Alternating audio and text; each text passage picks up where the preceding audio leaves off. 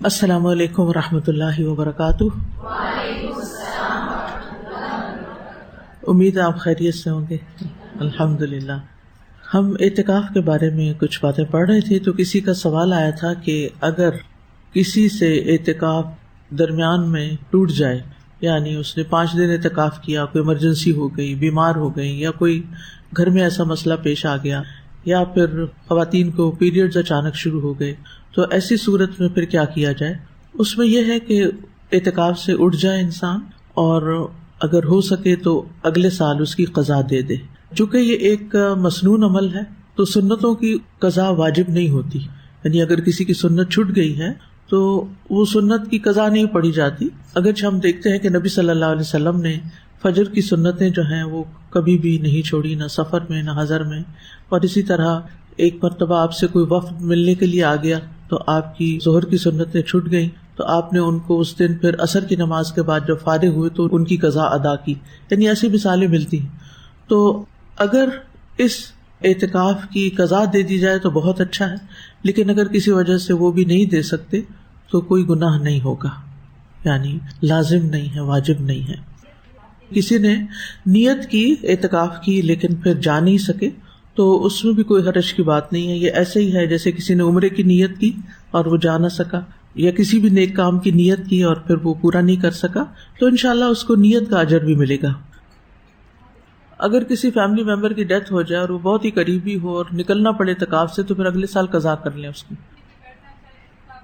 جو نبی صلی اللہ علیہ وسلم کی سنت ہے وہ یہ کہ 10 دن کا اعتکاف ہے روزے کی حالت میں، رمضان کے آخری عشرے میں، یہ ہے اصل۔ لیکن اگر کسی کو 10 دن نہیں ملے اور وہ 3 دن کے لیے مسجد میں آ کے اعتکاف کی نیت سے بیٹھ جاتا ہے، وہ ساری شرائط پوری کرتے ہوئے جو اعتکاف کی حالت میں ہوتی ہیں کہ باہر نہیں نکلنا اور فالتو باتیں نہیں کرنی، میل ملاقات نہیں، زیادہ سے زیادہ وقت عبادت میں گزارنا، تو وہ کر سکتا ہے، یعنی ایسا کیا جا سکتا ہے۔ 3 دن کے لیے، 2 دن کے لیے، 1 دن کے لیے، چند گھنٹوں کے لیے آپ اس نیت سے جا کے بیٹھ جاتے ہیں اور عبادت کرتے ہیں تو ویل اینڈ گڈ۔ اس میں ہوگا کیا؟ اس کا مطلب یعنی یہ ایسی عبادت ہوگی کہ جس میں آپ سب سے کٹ کے پھر یکسو ہو گئے۔ یہ یاد رکھیے کہ انتم عاکفون فی المساجد، اعتکاف کی جگہ مسجد ہے۔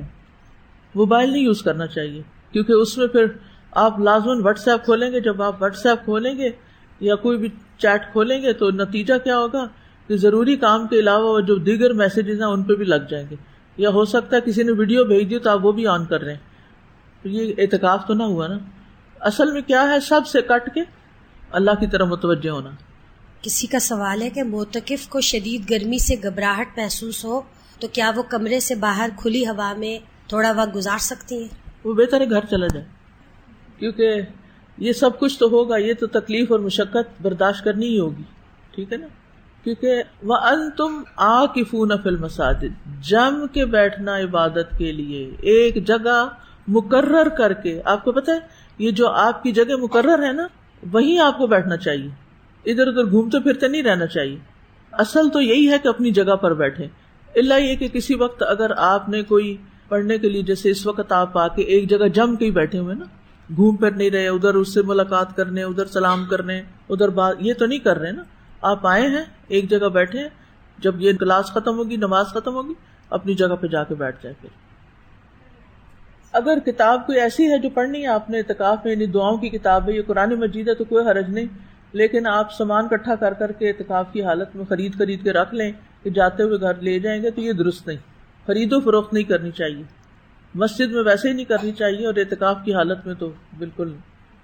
اسی حوالے سے کہنا چاہی تھی کہ اعتکاف والوں کے ظاہر ان کے لیٹنے کا انتظام، ان کا سامان اور وہ ایک جگہ ہوتا ہے، لیکن یہ کہ باہر سے جب لوگ آتے ہیں تو وہ بچے ان کے دوڑتے رہتے ہیں گدوں پر، ان کے سامان سے بھی بلکہ 1-2 دفعہ چیزیں کسی بچے نے نکال لی۔ پھر یہ کہ کچھ لڑکیاں جا کے بیٹھ جاتی ہیں گدوں پر، اور پیریڈز کی وجہ سے وہ گدے خراب بھی ہوئے نا، جنہوں نے نماز نہیں پڑھنی تھی۔ تو اس پہ حالانکہ ہم بار بار یہ کہتے رہتے ہیں کوئی یہاں انٹر نہ ہو، کوئی نہ یہاں انٹر ہو، لیکن یہ کافی مسئلہ۔ آپ میں سے کوئی عقل مند شخص یہ بتائے گا کہ ان میں سے کون سی حرکت درست ہے؟ کوئی ایک بھی ٹھیک ہے؟ آپ کے بچوں کو یہ پتا ہونا چاہیے کہ کسی کا بیگ تو کیا، امی کا بیگ بھی نہیں کھول سکتے اجازت کے بغیر۔ اگر آپ نے ان کو کھلی چھٹی دی ہوئی ہے نا کہ آپ کا بیگ لیں، کھولیں، سیل فون نکالیں، پیسے نکالیں، جو مرضی نکالیں رکھیں، اس کو کھلونا بنا کے کھیلیں، تو یہ غلط تربیت ہے، یہ ڈسپلن کے خلاف ہے. آج وہ آپ کا بیگ کھول رہے ہیں نا، کل وہ کسی کا بھی کھولیں گے، کسی کا بھی بیگ کھولیں گے، اور پھر کیا ہوگا؟ اس میں سے کچھ بھی نکال لیں گے. اور جب ان کو ایک دفعہ جرت ہوگی کچھ بھی نکالنے، کیونکہ جس کا بیگ ہے اس نے دیکھ بھی لیا، تو کہے گی ہائے بچہ، میں اسے منع کروں تو اس کی ماں کیا کہے گی، یا بچے کا دل ٹوٹ جائے گا. نہیں، آپ اس پہ ظلم کر رہے ہیں، اس کو شے دے کے کہ وہ کسی کے بیگ سے یا کسی کی چیز سے نکالے. آپ نے دیکھا ہوگا کہ کچھ لوگوں کی یہ عادت زندگی بھر نہیں بدلتی. وہ کسی کے گھر جاتے ہیں، بغیر گھر والوں کے آفر کیے وہ ان کی کوئی چیز اٹھا کے کھانا شروع کر دیتے ہیں. کوئی فریج کھول لیں گے، اس میں سے چیزیں نکالیں گے، کوئی گھوم پھر کے ادھر ادھر چیزیں دیکھیں گے. دس از رانگ. پکچرز لے رہے ہوتے ہیں بغیر اجازت، کسی کے گھر کی، کسی کے کھانے کی پکچر لے کے اپنے انسٹاگرام پہ ڈال دینا، یہ کہاں کی عقل مندی ہے؟ آپ اس سے پوچھ لیں، آپ اجازت دیتے ہیں؟ یہ چیز مجھے بہت اچھی لگ رہی ہے، میں اس کی پکچر لے لوں. اسی طرح کسی انسان کی جا کے پکچر لے لینا بغیر اس کی اجازت کے. یہ ساری چیزیں انتہا درجے کی گھٹیا، اخلاق سے گری ہوئی اور بد تہذیبی میں آتی ہیں. ایک مسلمان کے شایان شان نے یہ اخلاق. تو اگر آپ مسجد میں بچوں کو لے کر آتے ہیں تو پھر ان کو اپنے ساتھ ہی رکھیے، اور میک شور کیجیے کہ وہ جا کے نہ کسی کے گدے پہ کودیں اور نہ کسی کے بیگ کو کھولیں. وہ حدیث آپ نے نہیں پڑھی؟ اگر نہیں پڑھی تو ریاض الصالحین پڑھنا شروع کیجیے.